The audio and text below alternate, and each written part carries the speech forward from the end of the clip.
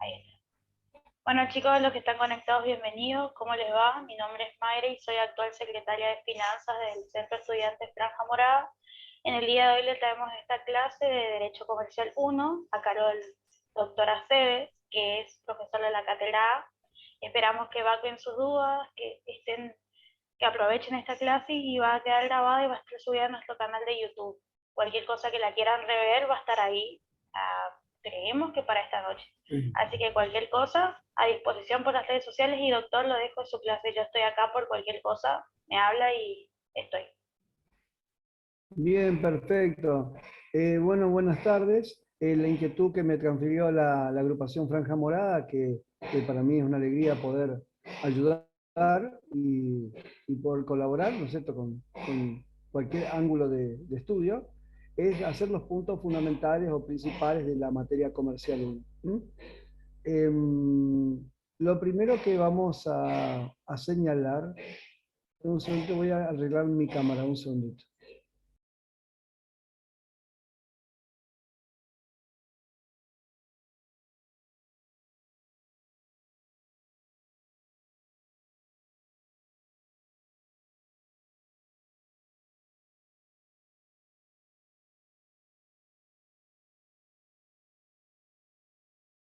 Bien, tengo que señalar que esta es una materia como cualquier otra materia anual. O sea, no hay que quitarle un poquito de miedo, hay mucha gente que tiene mucho miedo a la materia. Entonces vamos a partir de los núcleos básicos. Yo lo que voy a hacer tirar un par de temas y ustedes me preguntan por chat o acá en forma personal, ¿no? Básicamente, el problema mayor que tienen para rendir esta materia sucede en que se elige mal la unidad. Se sacan dos unidades y se elige una unidad. De la unidad que se elige, 10 o 15 minutos tiene que hablar la persona de los puntos exactamente como dice el programa. Entonces, ¿cuál es la recomendación que yo hago? ¿Sí? Es leer cada punto. Por ejemplo, punto 1, dice, por ejemplo, conceptos, caracteres, modalidades, obligaciones, derechos. Y todos esos puntos yo tengo que saber. O sea, yo no puedo elegir. Saco dos unidades, elijo una unidad, ¿sí? Y simplemente hablo de lo que yo me acuerdo, lo que yo creo. No, no, no. Entonces, necesitamos reforzar la metodología en el estudio. Entonces, si tengo concepto y me falta caracteres, busco el material donde dice caracteres. Si tengo concepto caracteres y me falta derechos y obligaciones, busco derechos y obligaciones de las partes. ¿Se comprende? Entonces, esto es un punto fundamental, porque el comienzo de la exposición es la presentación de ustedes ante la mesa de examen. Por eso es muy importante que el punto que elijan ustedes lo conozcan exactamente. Pero no como ustedes quieran desarrollar, sino como el programa de estudio dice que hay que desarrollar. Ese es un punto fundamental que parece una pavada, pero no lo es, porque es decisivo. Porque yo digo, bueno, elegí la unidad, digo pues un número 4. Bueno, ¿y de qué va a hablar? Bueno, empiezo con el punto 1. Entonces el punto 1 tiene varios ítems, ¿sí? Y de todos los ítems tengo que saber los conceptos o caracteres, naturaleza o obligaciones. Entonces yo no me puedo dar el lujo de decir, no, no, yo hablo de un puntito de la 1, de un puntito, sé un poquito de la 2, un poquito de la 3 y un poquito de la 4. No, no. El examen libre, que le exime al sujeto en Comercial 1 de cursar casi 8 meses, ¿no es cierto?, en materia, es un examen de suficiencia académica. Por lo que, si elijo la unidad 1, digo, saco dos unidades, por ejemplo, la 4 y la 7, tengo que ver en mi capilla o en el momento previo al examen cuál es la que yo estoy mejor capacitado y mejor sé, ¿no es cierto?, las dos unidades. Por supuesto, la mesa queremos que sepan las dos unidades perfectamente, pero bueno, siempre uno tiene una favorita, un poco más, un poco menos. Entonces, ¿qué hacemos? De la que más sabemos y mejor sabemos, esa tomamos como primera unidad. Esto es casi técnica de examen. Pero tengo que hoy es lunes, la mesa es el día jueves, tengo que mirar el programa de estudio y decir, a ver, me toca este tema, unidad 1. Yo sé conceptos, caracteres, naturaleza, yo sé, a ver, no, en mi libro, en mi apunte o en mi material de apoyo, me falta este punto. Entonces yo digo de que el punto 1 y el punto 2 de cada unidad lo tenemos que saber en forma perfecta. Perfecta significa no de memoria, porque la memoria no se usa más, sino simplemente saber todos los ítems de esos puntos. Porque normalmente, si yo elijo una unidad, y en 10-15 minutos expongo libremente, punto por punto, sin que el profesor o la profesora me tenga que interrumpir, ya tenemos, yo diría casi el 50% de examen de mi lado. ¿Por qué? Porque el profesor, ¿cuándo interrumpe? Cuando el alumno empieza a saltear los puntos del programa. ¿Eh? Entonces siempre se empieza con el punto 1 de la unidad, ¿no es cierto? Y si se desarrolla bien, quizás el punto 1 y quizás se pueda hacer un poco del punto 2. Por los tiempos, razones de tiempo, ¿no? Entonces, esos son los puntos que minuciosamente tenemos que repasar y hacer antes del examen. De pasar esa probabilidad básica, vamos a la otra unidad. En la otra unidad, el profesor elige el tema que se va a tratar. Pero también el alumno puede decir, doctor o doctora, profesor o profesora, quiero empezar con este punto. Y nuevamente tenemos un otro examen de suficiencia, que es cómo desarrollo, cómo concluyo, qué nivel de madurez intelectual tengo respecto a esos puntos. Y eso solamente me da a haber leído, repasado y estudiado toda la materia, repasado y estudiado toda la materia, pero con especial énfasis en este momento de presentación. El momento de presentación es decir, por ejemplo, vamos a suponer que está Matías Leyes en la mesa, y dice, bueno, buenas tardes, soy Matías Leyes, me ha tocado la unidad 5 y 8, ¿sí? He elegido la unidad número 5 y voy a empezar con el punto 1. Entonces, el punto 1 tiene varios ítems. Todos los puntos, ítems del punto 1 de esa unidad los tiene que desarrollar Matías Leyes. ¿Por qué? Porque si saltea un tema o saltea un punto, el profesor queda habilitado, ¿sí? O la profesora queda habilitada para preguntarle otra cosa diferente o ahondar ese conocimiento. Ese es el punto mayor. Yo le cuento hace más de 30 años, estoy en la mesa de examen, y veo que lo que le falta es la preparación. ¿Por qué? Porque ni siquiera yo hablo de una cosa memoriosa, porque si hay una persona que le falta memoria, esa soy yo. Yo solamente relaciono los conocimientos, por eso no apelo a la memoria, sino simplemente a la preparación minuciosa de la materia. ¿Eh? Quedan 4 días para la mesa de examen. Entonces, ¿qué hacemos? Vemos la unidad 1, pero con sinceridad, con sinceridad a uno mismo o con sus compañeros de estudio, decir, a ver, esto tengo, este material tengo o no tengo. Lo puedo conseguir, lo puedo obtener, ¿sí? Eso es lo que yo puedo hacer. Así que bueno, estoy a las preguntas que ustedes quieran hacer, chicos o chicas. Buenas tardes, profesor. Buenas tardes, Roxana, ¿cómo está? ¿Cómo está? Muy bien. En sí, lo que a mí me dificulta es en un tema en particular, en la parte del crédito documentario, que más allá de que tengo las cláusulas roja y la verde, tengo el material de estudio, pero necesito saber en qué diferencia ambas.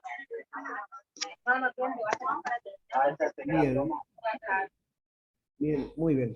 Entonces, básicamente, lo que tenemos que empezar con el crédito documentado, es decir, son operaciones de compra-venta a distancia. ¿Eh? ¿Cuál es la diferencia? ¿Sí? Entonces, primero, después de decir que son compraventas a distancia, después el segundo tema es decir quiénes son las partes. ¿Quiénes son las partes? ¿Sí? Banco emisor, ¿sí? Banco emisor que es el que otorga el crédito, banco corresponsal que es el que comunica, ¿sí? Tomador del crédito, ¿sí? Que puede ser importador o exportador, ¿sí? Y productor o sujeto o vendedor que está en la otra punta del grano. Entonces siempre tenemos un tomador del crédito, ¿sí? Un banco emisor, un banco corresponsal, que es el que comunica, que puede ser o no de la misma casa matriz, y luego tenemos un sujeto allá al final, que es el sujeto que recibe el dinero, ¿no es cierto? Que puede ser productor o vendedor. Entonces normalmente el que comienza la operación es el importador y el que finaliza allá y recibe el dinero es el exportador. Lo que son las cláusulas rojas, cláusulas verdes, ¿sí? Eso es, eh, el banco lo que hace es, como es un experto en su departamento de comercio exterior, tiene lo que se llama la experticia para poder revisar toda la documentación. Vamos a suponer que queremos mandar las mejores frutillas, tomates y, y, otras, y otras verduras, frutas y hortalizas, eh, para mí son de la zona de Bellavista, mejor de la zona de la provincia, o no sé si no del país, ¿sí? Entonces, ¿qué hacemos? Ese sujeto, y morrones quería decir. Entonces, ¿qué pasa? Ese sujeto productor que domina los herbicidas, los pesticidas, domina las épocas, la tierra, las semillas, el tema cajones, el tema producción y demás, puede no saber las normas de exportación e importación. Si vamos a mandar estos productos, por ejemplo, a Arabia, ¿sí? A Medio Oriente, por ejemplo. Entonces, ¿qué hace el sujeto? El sujeto se tiene que acomodar a la documentación que le pide, seguramente sería el Banco de Corrientes, Sociedad Anónima, que va a ser que tiene sucursal en Bellavista. Entonces el sujeto, vamos a decir, Aladín es el sujeto importador, Aladín es allá que está en Arabia Saudita, contrata con el banco Emirates, ¿sí? Un crédito, ¿sí? ¿Cuál es la diferencia entre uno y otro? La diferencia es que el uno es con prestación de dinero, o sea, con crédito, y la otra es con el depósito del dinero, ¿sí? Entonces, siempre se llama crédito documentario, aunque esté depositado el dinero por el importador. Siempre se llama crédito documentario, aunque no sea un crédito propiamente dicho, ¿sí? Entonces, cuando el crédito documentario es hecho con dinero depositado por parte del importador, el señor Aladín, para pagarle al señor Toti Pérez de Bellavista, ¿sí? Ya ese dinero queda afectado a la operación y ninguna concurso, ni quiebra, ni ninguna situación del sujeto es, por así decirlo, plausible para que revoque ese dinero. ¿Mm?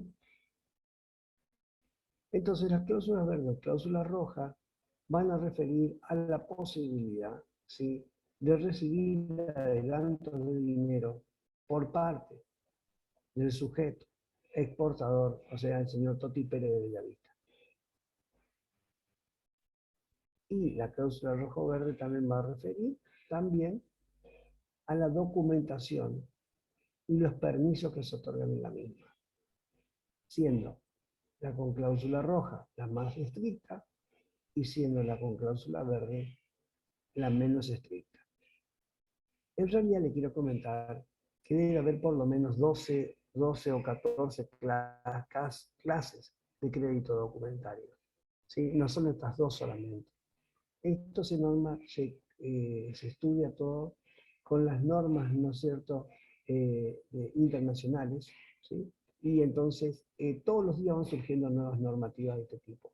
Nosotros usamos como disparadores estas cláusulas roja o verde, crédito documentario, con provisión de fondo o sin provisión de fondo, ¿sí? A ese efecto, porque es lo que alcanza el tiempo y lo que podemos enseñar en la facultad, porque no somos un departamento de comercio exterior o un área específica financiera.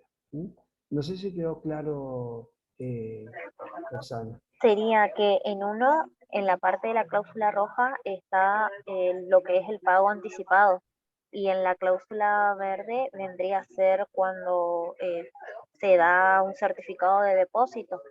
Exactamente. Sí, gracias. Perfecto. Muy bien. Bien, ¿alguna otra pregunta? Hola doctor, buenas tardes. Buenas tardes, Matías. ¿Cómo estás? ¿Cómo le va? Sí, yo tengo 3 preguntas. Una de esas era que tenía que ver con el crédito documentario y con lo otro refiriendo a la bolilla número 4, en la contratación electrónica. Como por ahí no hay una bibliografía concreta, más o menos, de dónde podemos o nos puede guiar para poder justamente dar con la información concreta. Sí, yo ahí me sujeto muchísimo a lo que es el Código Civil y Comercial. El Código Civil y Comercial tiene la normativa en parte general de contratos, Yo quiero que ustedes miren mucho eso, porque para rendir comercial hay que tener contrato, ¿no es cierto? Entonces, ¿qué significa eso? En la parte de contratos en parte general, ¿sí? Tiene la parte normativa, genérica, que va de la mano de la Ley de Derecho del Consumidor, ¿sí? Va de la mano en servicios financieros de la Carta del Banco Central, ¿sí? Va de la mano de la Ley Nacional de Transporte, cuando es contratación electrónica de transportes, va de la mano del Código Aeronáutico, cuando es una contratación electrónica de transporte aéreo, carga o pasajeros. Entonces, la contratación electrónica. Bien, básicamente, ustedes tienen que entender, comprender, que es una normativa, la del Código Civil y Comercial es la normativa general, que se deroga por la normativa especial. Entonces, por ejemplo, doy un ejemplo de todos los días. Por ejemplo, el Mercado Libre tiene sus propias normas. Les dando un ejemplo. OLX, sus normas, propias normas. Lo que ellos no pueden hacer es deber información o no dar garantía de comprador, vendedor o de productos. ¿Qué le quiero contar con esto, Matías? De que ustedes tienen que revisar bien la parte contratos. La parte de contratos, ¿sí? Y de ahí a donde habla de los contratos presenciales, por así decirlo, o físicos, y los contratos electrónicos virtuales. ¿Por qué?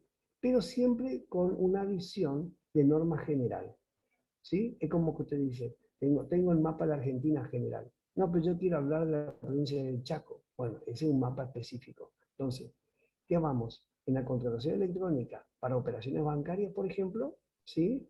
Ahí usted tiene normativa electrónica para operaciones bancarias. Las generales están en el código y las especiales están en las OPASI y en las OPRAC, que son las circulares del Banco Central.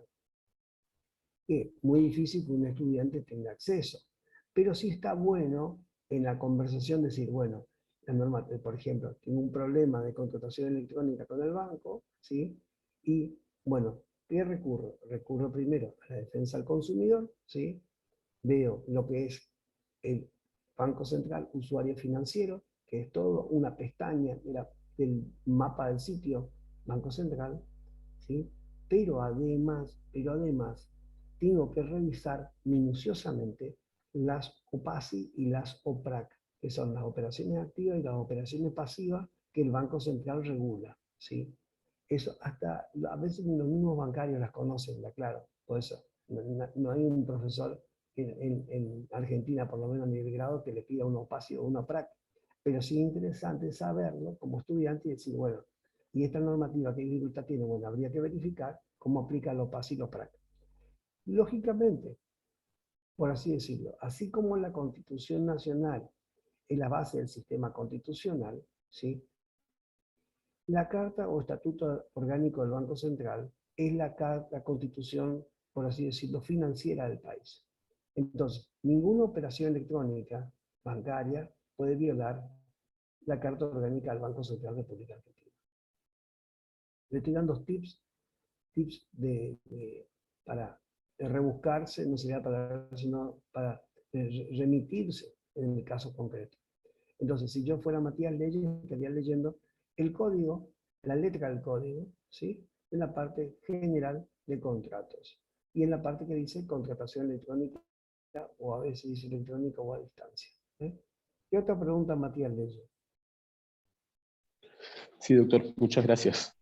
Más o menos encontré esa información por ahí, pero como que no tan unívoca como usted me estaba aclarando. Gracias por eso. Y con lo otro es con la parte de sociedades, precisamente en la parte de la unidad 12, cuando nos habla de las participaciones societarias. Tampoco logro encontrar como una clasificación, una definición concreta de lo que es cada uno del régimen legal, del pool, del cáter.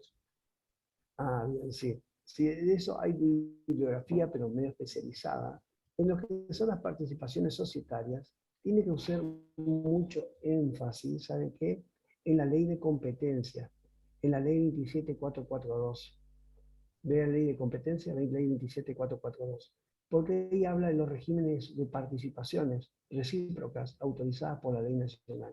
Esta es una ley del año 2017, 2018, creo, ¿sí? Y habla específicamente de cómo pueden ser posibles. Entonces, lo importante acá, le digo a Matías, le digo a todos, es saber los temas principales. Los temas principales, es decir, básicamente, las participaciones recíprocas de sociedades entre sí siempre quedan bajo una aura de sospecha. ¿Sí? ¿Por qué? Porque tiene que ver con lo que es la manipulación de la voluntad social por gente que pueden ser enemigos o contrarios o competencia de la propia participada. Esas participaciones societarias básicamente, te digo, lo tenemos con todo lo que es el pool, el trust y el cártel, ¿no es cierto? ¿Qué son? La distorsión, que eso todos los días lo vemos, ¿eh? Todos los días lo vemos. O sea, yo de que estudié este tema, miren qué año, 1989, Santa Fe, Universidad Nacional del Litoral. En el año 89 yo estaba haciendo mi primer posgrado, fíjense lo viejo que soy, y ahí escuché lo que era la famosa ley de monopolios, ¿sí? Oligopolios y cárteles. Uno siempre las ve en las películas, por ahí norteamericanas, o cuando ve los productores europeos. ¿Cuál es el tema principal acá, Matías Leyes? Las participaciones societarias o recíprocas son sancionadas cuando produzcan distorsión en el mercado, en el precio o afectan al consumidor. ¿Sí? Entonces, la ley de competencia no es una ley de consumidor, es una cuestión que tiene que ver con la formación de precios y la posibilidad de competir.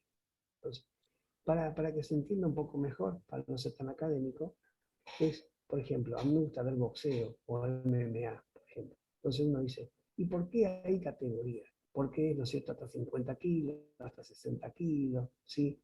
Hombres por un lado, mujeres por otro lado, ¿sí? Son categorías. ¿Por qué? Porque lo que pretenden son las asociaciones de boxeo, o MMA, o taekwondo, ITF, lo que sea, es que haya un marco de competencia regulada para que sea una pelea justa, para que sea una competencia justa. ¿Se comprende? Entonces, toda participación recíproca, ¿sí? Que al margen que la ley de sociedades las prevé, ¿no es cierto? La ley de sociedades tenemos, ¿no es cierto? En la ley de sociedades tenemos la regulación de participación recíproca. Pero, más allá de eso, lo que la ley de competencia establece, googleeme, por favor, yo soy malísimo con las leyes, Matías, la ley 27442, sí, la ley de competencia, por favor. Porque ese es un tema específico de una unidad también, que es el punto 1 también de una unidad, que generalmente me hablan de la ley vieja, no de la Sí, ley nueva. profesor, ese es la actual. 27442, gracias, Roxana. Ese es un tema. Respecto a eso, yo también quería justamente hacer una pregunta de ese mismo tema que está mencionando Matías, debido a que no encontré una bibliografía específica de la misma, únicamente encontré conceptos variados, en el cual me hace mucho ruido porque son parecidos a los conceptos de fusión, transformación y escisión también, que es de la misma unidad, pero lo que yo no entiendo es por qué se lo toma como algo distinto. Por ejemplo, en el tema del cártel, en donde las empresas se mantienen independientes en su patrimonio, pero se dividen el territorio o llegan a un acuerdo entre ellas del precio, por ejemplo. Claro. Y después en el caso del trust, que no tiene, que ahí sí pierden la autonomía, porque en el cártel es como un acuerdo nada más entre empresas. En el Bien, trust sí, sí, sí, escucho. ustedes van a ver, Roxana, o Matías y yo, hablo para todos, ¿no? Que, por ejemplo, ¿alguien ha vivido alguna vez en un barrio lejano de la ciudad? ¿Sí? Y pues, de repente uno solo consigue Pepsi, o solo consigue Quilmes, por ejemplo, o solo Coca-Cola, o solo Manaos, o sea, no. Y es sospechoso porque todos los kioscos y todos los almacenes tienen una sola línea de gaseosa o una sola línea de bebidas alcohólicas. Y como sospechoso, ¿no? Porque está dinamizado, atomizado el mercado. Bueno, esos son los cárteles, ¿sí? Son, dicen, bueno, por ejemplo, en Corrientes, digo por decir un ejemplo, 17 de agosto, 1000 viviendas y Laguna Seca son para Pepsi y el grupo Lice. Después dicen, no, para el barrio Tarín de Yu o para el barrio Doctor Montaña, ahí es Coca-Cola, no, y otra línea. Y así se reparten. ¿Y qué eso hace? Hace que no haya competencia. Al no haber competencia, básicamente lo que hace es que se altera el precio y las condiciones. Entonces, de repente, la bebida puede ser no tan buena o no del gusto. Por ejemplo, cualquier consumidor tiene que tener derecho, ¿no es cierto?, a optar por sus bebidas en su consumo. Y entonces, esas son las famosas distorsiones. Entonces, la participación recíproca va a ser qué porcentaje de participación tolera una sociedad de otra. La ley da una ley marco, da un concepto marco, pero a su vez el estatuto social, cada estatuto social tiene una capacidad. No sé si queda claro. Por ahí el tema de las diferencias entre cada uno sería respecto a la finalidad. Le cuento, mire, fusión, transformación y fusión, fusión, transformación, escisión, ¿sí? Son distintos modos de la misma cuestión, ¿sí? Sí, sí, eso sí lo tengo en cuenta. Por ejemplo, si yo no existiera la transformación, o no existiera la fusión o la escisión, yo debería disolver y liquidar la sociedad, o sea, por así decirlo, extinguirla para poder nacer una nueva actividad, ¿sí? Entonces, la transformación, que es el género, la fusión y escisión son las especies, ¿sí? Están previstas para facilitar la actividad comercial.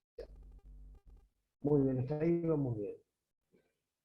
Pero como por ejemplo, la democracia tiene su definición en la demagogia, ¿no es cierto? ¿Sí? Los modos de conducción. Así también tenemos un modo participativo. Hay un modo de participaciones que son sanas y vitales, y hasta útiles socialmente, para evitar contaminar más, ¿sí?, el medio ambiente, para colaborar con los trabajadores, para tener un mejor precio en público. Para eso tenemos también los que se llaman los contratos de participaciones recíprocas, ¿sí?, que no son sociedades. Eso es muy importante, no son sociedades. Y esa es una herramienta utilísima, muy útil, al tal punto que mucha gente dejó de usar las sociedades para usar esos contratos, ¿sí?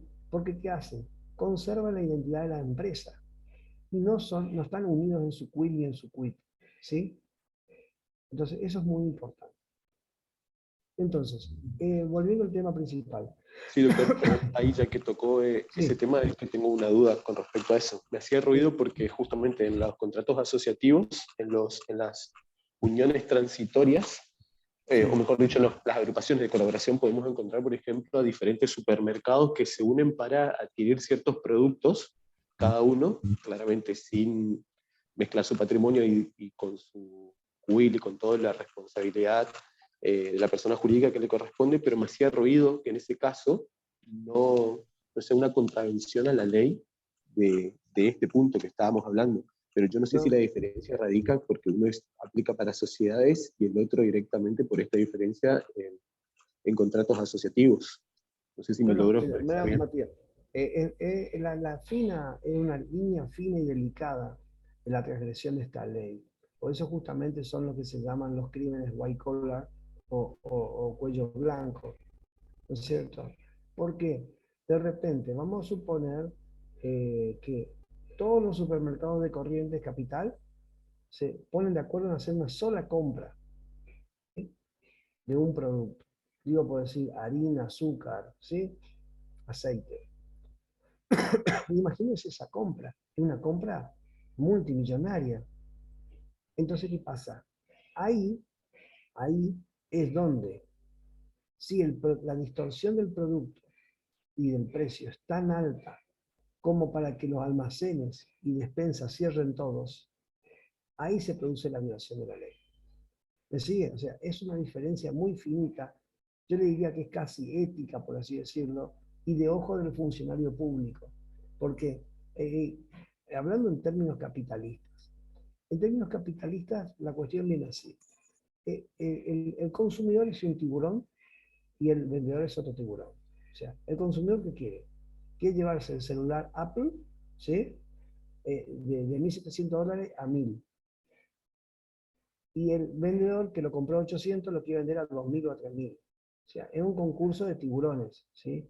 Entonces, quien tiene las garras o los dientes más afilados es la que gana. Normalmente, ¿quién pierde en esta guerra capitalista, por así decirlo? Los dos extremos, el consumidor y el productor. ¿Quién gana? El intermediador. Entonces, estas leyes tienden a reducir esa diferencia. Entonces, volviendo a participaciones recíprocas o contratos asociativos y demás, nosotros necesitamos ver el ojo moderador de la ley. Para contratos asociativos, yo recomiendo una técnica muy específica. Son 4 de los contratos asociativos, si no estoy equivocado. Muy bien. Hacer un cuadro específico de los contratos asociativos, diferenciando unos de otros, o si no nos mareamos.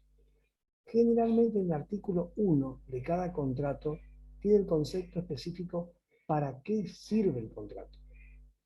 Algunos sirven para terminar el producto, otros para colaborar en la etapa pertinente, otros para prestar un mejor servicio y otros normalmente para exportación. Entonces, hacemos un cuadro comparativo de los contratos asociativos fundamental, ¿sí? Usamos el primer artículo básicamente para definirlos, porque uno los tiene que marcar en forma exegética, agarrar un resaltador, palabra por palabra, porque entonces ahí uno ve, esto es esto y esto, porque si no, se hace una mezcla enorme, se hace terrible mezcla, y al final uno sale mal o pierde performance en el examen por esa confusión. El segundo punto a diferenciar son los derechos y obligaciones de las partes, también descrito en cada contrato, derechos y obligaciones de las partes. Tercer punto, para hacer ese cuadro sinóptico hablo, ¿no? Tercer punto fundamental es quién maneja el dinero. Si tienen, por ejemplo, un fondo común operativo, como en la UTE, por ejemplo, en la UT, sin la E, ¿no? Antes era UTE, ahora es UT nomás, ¿no? ¿Quién maneja el dinero? ¿Sí? Y quién absorbe las pérdidas. ¿Sí? ¿Quién maneja el dinero y quién absorbe las pérdidas? El otro punto para comparar con cada uno de los contratos. Es como hacer 4 columnas, ¿no? Hago 4 columnas de los contratos en vista a un examen. El otro tema fundamental es el requisito de la formalidad. ¿Qué formalidad requiere uno y qué formalidad otro? ¿Sí? Normalmente arrancamos con modos informales y después vamos yendo hacia modos más formales. Entonces, punto importante, ¿sí? Es saber qué formalidad requiere cada contrato. Y un tema decisivo, ¿sí? Es el tema de la representación. Y la representación, o sea, ¿quién representa? Si las empresas guardan su individualidad en su representación, ¿sí? O tienen unificada la representación. Profesor, yo hice un cuadro comparativo siguiendo cada artículo, pero hay algunos artículos de alguna de las asociaciones que de esos contratos que no tiene quién maneja ese dinero. Claro, por eso hay tan importancia de los contratos. Salvo uno que tiene un socio gestor al frente y un socio partícipe o oculto atrás, normalmente designan un administrador, ¿sí? Del contrato. No sé si quedó claro, Roxana. O sea, en el contrato... Sí, algunos tienen Sí, representantes, por ejemplo, en algunos el tienen negocio de representantes. participación está el Exactamente. gestor, Exactamente. Ese ya es representante y administrador, ¿no es cierto? claro, y después en la unión transitoria y consorcio y cooperación También ambos tienen representantes. tienen representantes. Y muy importante esto, porque esto es un argumento de venta, ustedes ya son casi profesionales, es decirle, ustedes no son sociedades, no son sociedades. Claro, sí, Porque esa parte. los contadores se confunden y dicen, estas son sociedades de hecho. No, de ninguna manera. Precisamente la ley niega la personalidad jurídica a estos contratos. Entonces, Cuando yo entro con este tema, tengo que decir, bueno, específicamente voy a hablar de contratos asociativos que específicamente no son sujetos de derecho, ¿sí? Cada empresa o unidad conserva su individualidad jurídica, ¿eh? Entonces, por ejemplo, pueden ser unipersonales o sociedades. Entonces, de repente, una UTE puede estar formada por dos empresas unipersonales y dos sociedades. Cada uno conserva su nivel de responsabilidades y prestaciones, más allá de que pueda haber un fondo común operativo, por ejemplo, ¿eh?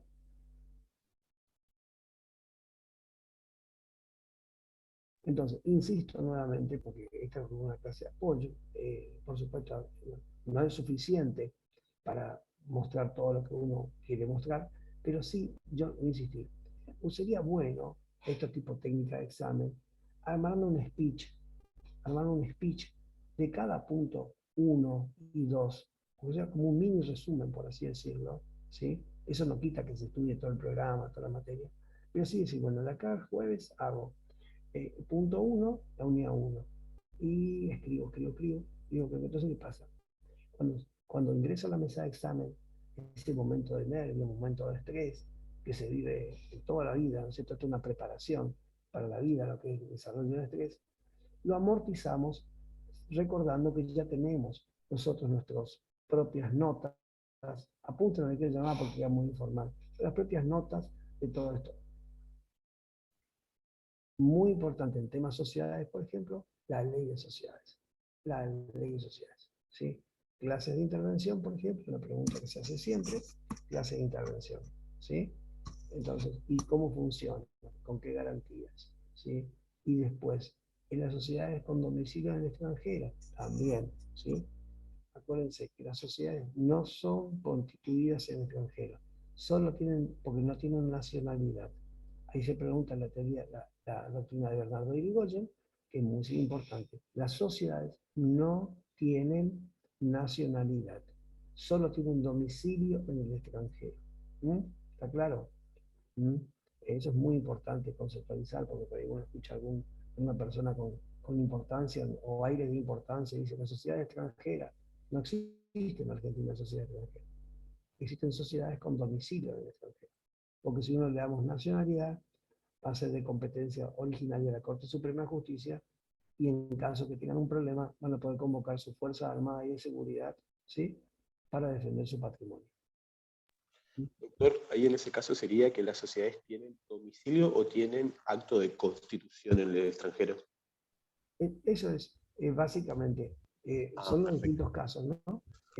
Por ejemplo, se constituyen con domicilio en el extranjero, pueden hacer actos aislados, actos habituales, hay que verificar si su actividad principal, por ejemplo, vamos a ser una sociedad, digo pues un ejemplo, se constituye en Paraguay, ¿sí? Y vende 2 caramelos en Paraguay. Y en Argentina compra y vende soja, máquinas viales, todo eso. Entonces, ¿qué pasa?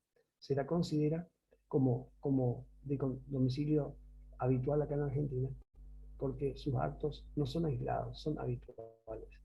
Entonces, solamente la de actos aislados, ¿sí? Aislados, que también tiene un concepto aislado, no se sabe qué es aislado, porque de repente dice, ¿qué hizo usted?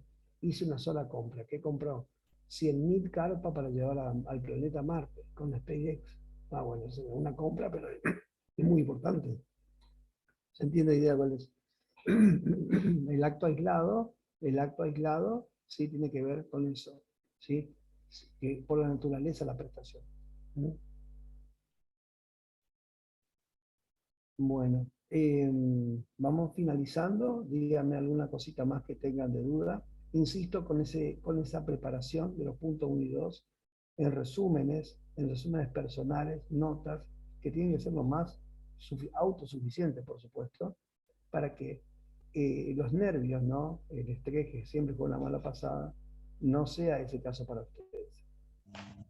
Doctor, una última pregunta con respecto a esa bolilla, a la 10, cuando hablaba de la personalidad de las sociedades. Sí. Hay que nombrar precisamente de dónde se toma la Corte Suprema el derecho anglosajón, hay que nombrar el caso o profundizar algo de eso.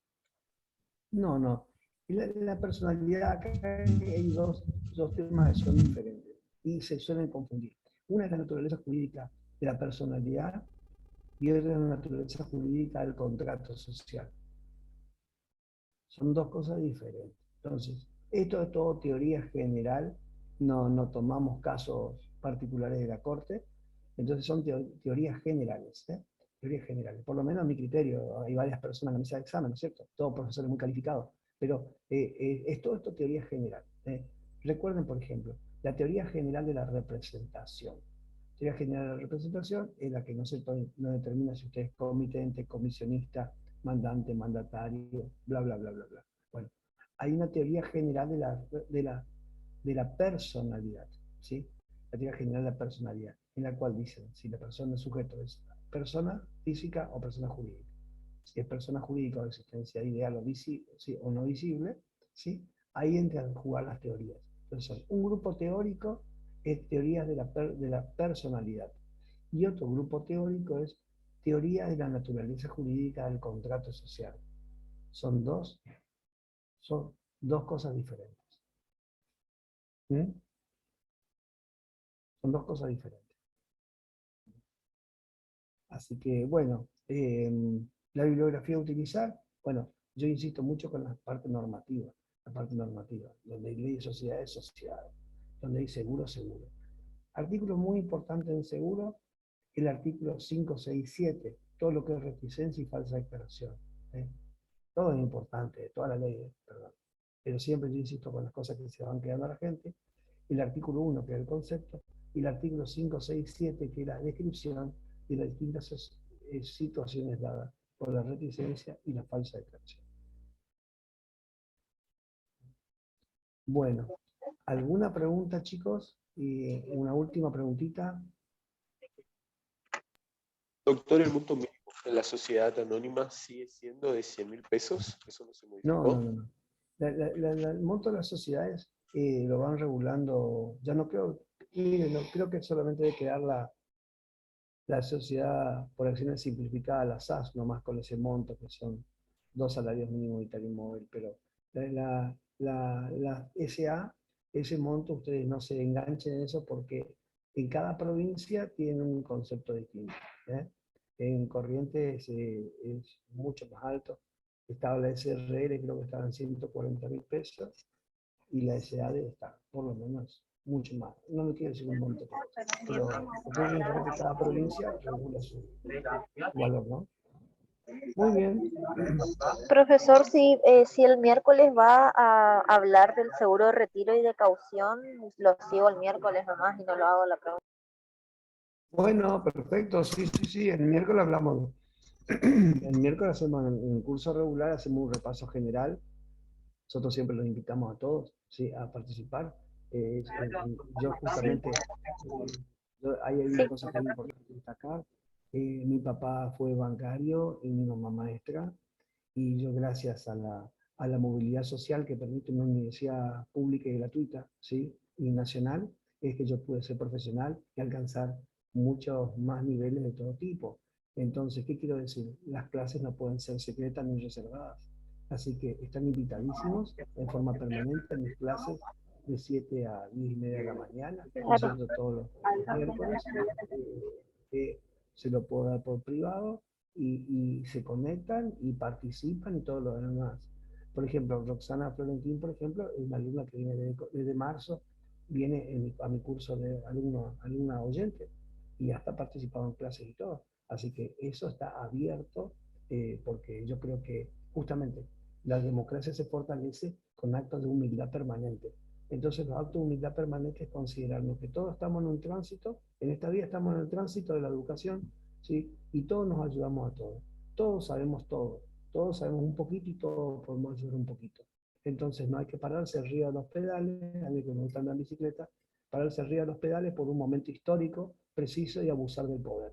Eso no es simplemente decir, bueno, yo sé un poquito más de esto, seguramente los chicos saben más de esto, pero bueno, me toca en este momento enseñar esto, y después ellos me enseñarán otras cosas. ¿Eh? Así que, bueno, un fuerte abrazo para todos. Profe, Y disculpe, sí, ¿puede pasar el link de su clase para entrar? sí, como no, yo le puedo dar, ¿sabe qué le puedo dar? El ID, el ID de mi clase, ¿le parece? Y ¿Sí? entonces espero que ya anden bien la próxima vez, no les haga falta. Pero bueno. es una expresión de deseo, ¿no es cierto?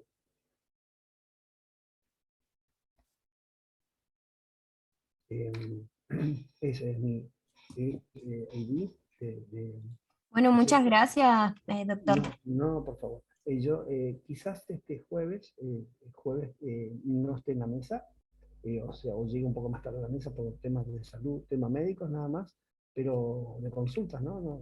Nada serio. Pero sí le quiero contar de que es muy importante presenciar las mesas. El que puede presenciar las mesas y sentarse bien adelante, porque realmente las preguntas son repetitivas, los temas principales son repetidos y repetitivos. Entonces, estar delante en la mesa de examen es una ventaja enorme, porque muchas veces por ahí me puede tocar la unidad que le tocó a otro compañero y yo sé, o compañera, y yo sé ya las preguntas que hacen y capaz que tengo la posibilidad con el código o mis apuntes o mis libros tomar nota de todo eso. Entonces, por ahí no me sorprende la pregunta que me hacen a mí. Entonces, ¿qué tenemos acá? Tenemos 15, 20 o 30 personas que van a superar con mucha comodidad y con mucha tranquilidad este momento de comercial. Así que bueno, me despido, agradezco nuevamente a la agrupación Franja Morada por la oportunidad que me da. Le agradecemos a usted, doctor, siempre por la buena predisposición que da hacia nosotros y recuerden que va a estar esta clase subida y muchas gracias por su ayuda a los demás estudiantes. Esta clase nos la pidieron mucho, así que vamos a seguir, supongo, en algún otro Por momento. favor, ustedes establezcamos una rutina de una por mes o lo que sea, yo estoy a la disposición de Encantados. ustedes. Muchas gracias, doctor. Hasta luego. Debemos sostener esta universidad pública gratuita y nacional, así que hay que Así es. sostenerla con calidad. Con calidad y con Excelencia. esfuerzo la vamos a hacer. Exactamente. ¿Eh? Muchas Bueno, gracias, doctor. Que Muchas tengan buena gracias. tarde, chicos. Hasta luego. Hasta luego. Chao, hasta luego.